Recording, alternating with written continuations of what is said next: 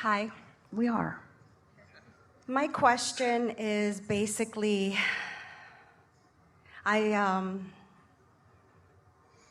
have no goals. Yes, you do. You're just not in tune with them enough to recognize them. Your vortex is full of them. You've just been focused upon the other end of them, so it doesn't feel like it, but they are there. And you know how you can know what they are? Sometimes by the contrast of knowing what you don't want. You have goals. You have desires. You have desires. I do have desires. By the goal, then, did you mean I don't have any action things lined up? Well, that's all right. Correct. Because as you have desires and you focus more generally on the desire, you see, when you think about what you want and why you want it in general terms, you stay in this vibration that is non-resistant, and you allow yourself to become a cooperative component to things that your inner being knows about that are more specific. That's where I feel. That's how I'm feeling that. And so what you're actually saying to us is, I know what I want and why I want it. I just haven't yet received when it's going to come, where it's going to come from, who's going to be there, how it's going to come about. And that's all right if you are able to stay in that general place of optimistic anticipation. It will clear up for you. Yes. It will. I'm a hairdresser and a nail technician for many, many years, and my salon is moving over to a much broader salon, and there's going to be a lot of different changes monetarily and everything like that. So what did you mean when you said I have no goals?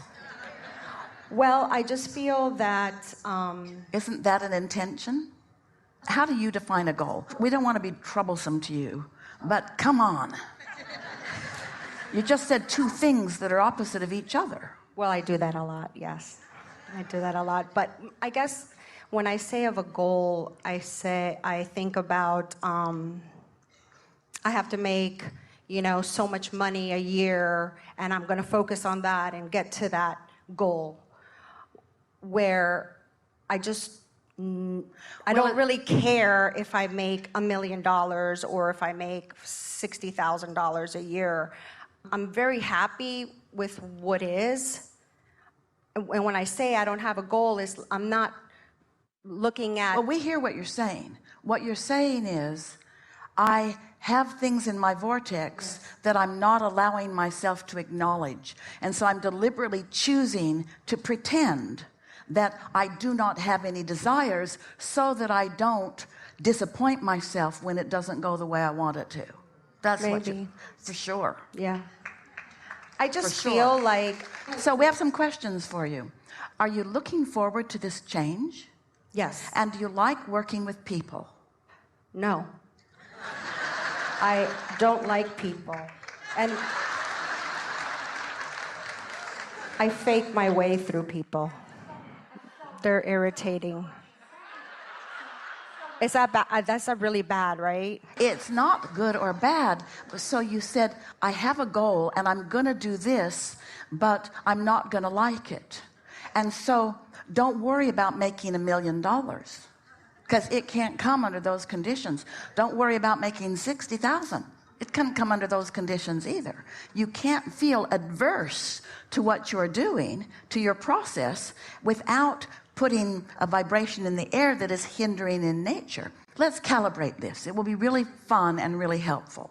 Describe the situation. I have a business. I'm migrating to a new environment, and I'm going to work with others? Yes. As an owner? That's one of the things. I'm not going to be an owner anymore. I'm going to be actually working for somebody. So I am a technician, and I will primarily be doing... Nails in an environment with others, and I'm not looking forward to it because I'm not really at this point feeling good about people, and the emotions that I feel are dread. Don't let us make it too strong or too weak. I guess I'm dreading that I'm losing my independence as a business owner. And I feel bound and in bondage and not free, and yes, like I didn't do well enough. And so that's where those emotions sit. And it's all right and it's understandable because you calibrated to the condition, which almost everybody does. It's what we call knee-jerk reaction. It's what people call observing. It's what people call facing reality. Nothing wrong with it. Pretty normal. Just doesn't feel good. Because all along in all of that, in all of those decisions and in all of those acknowledgments, in all of that, your inner being has a different point of view.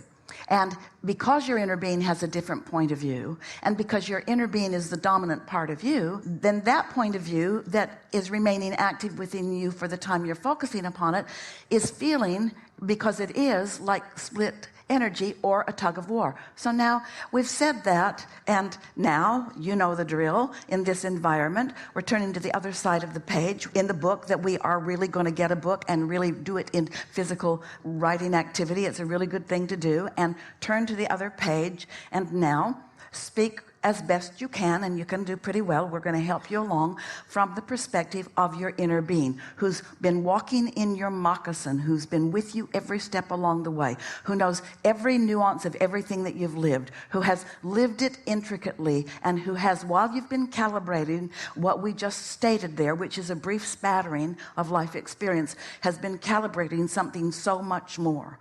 However, I am a dreader of life or a lapper up of life. Who am I? Up of life. I am a lapper of life. I am terrible at what I do, or I am pretty darn good at what I do. I'm the best of what I do. I know I am. I enjoy the excellence of my craft, or I abhor it. I enjoy it and I the love it. excellence of my craft. So maybe you could just pretend like those nails don't have a person with them.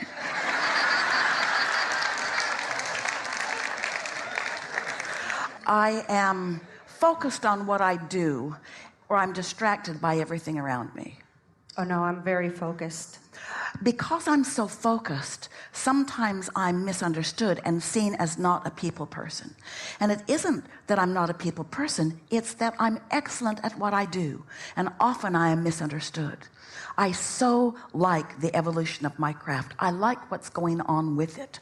I like the long stream of people who want to interact with me, who receive the benefit of what I do so well. I'm really happy that at this particular time of my life that I get to do this thing where I can withdraw into the excellence that is me and feel the inspiration that is coming from non-physical, and not talk a lot, not fritter away and chatter, not talk about mindless things like the kind of things that most people... That's what I hate.